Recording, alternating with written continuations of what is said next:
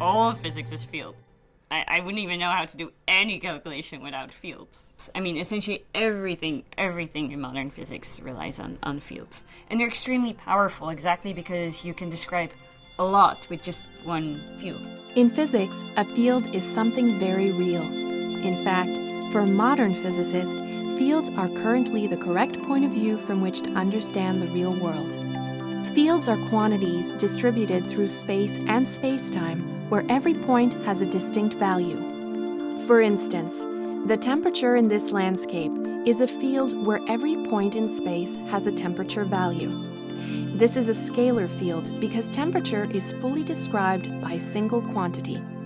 On the other hand, wind is a vector field, where every point has two values, the wind speed and the wind direction. Because fields are represented mathematically, they can be added or averaged together to give general views of the field, like in this global temperature map, or this one that shows wind velocities. Yet, as useful as fields are, they are far more than practical tools. The first time I actually managed to get a clear description of a field in my own mind is when I did an experiment of putting two magnets and all iron filings around it. So you can clearly see the lines of force because the iron filings are like test particles here, which are following the field lines or the force lines in the field. So they orient themselves in these kind of patterns. And you can see in the direction of their orientation, the direction of how a test particle would move in the field.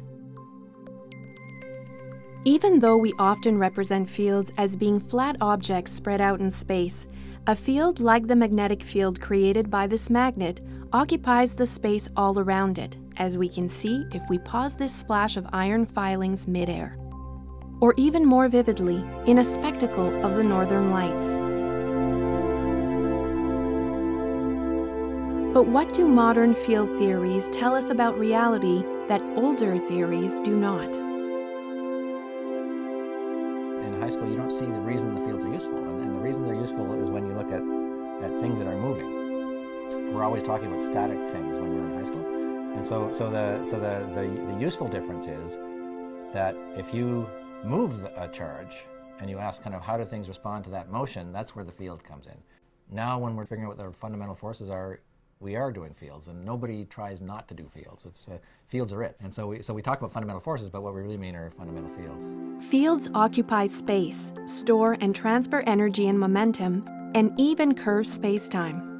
Einstein's theory of general relativity is a type of field theory of gravity where the field is the degree of curvature in space-time created by the presence of energy or mass. It is a field theory of gravity that reflects reality in every way we've been able to test, including the nature of black holes and how light bends around stars and galaxies. All of the different forces, all the different interactions, including electromagnetism and gravity, and the weak and strong forces, are mediated by fields, which basically means that something happens here, and then there is kind of a disturbance in the field that propagates at the speed of the field. Usually it's the speed of light. Quantum field theory uses fields to describe not only fundamental forces, but it tells us that fundamental particles are oscillations of particular fields. So we can understand a field as a collection of vector points in space-time, and then this collection of vector points in space-time will have collective excitations. And then this collective excitations will have a particular energy and will have a particular momentum. And as we know from our wave-particle duality, we can describe excitation which has a particular energy and a momentum as a particle. The field is really the fundamental concept, and then the particle is one way of looking at the field.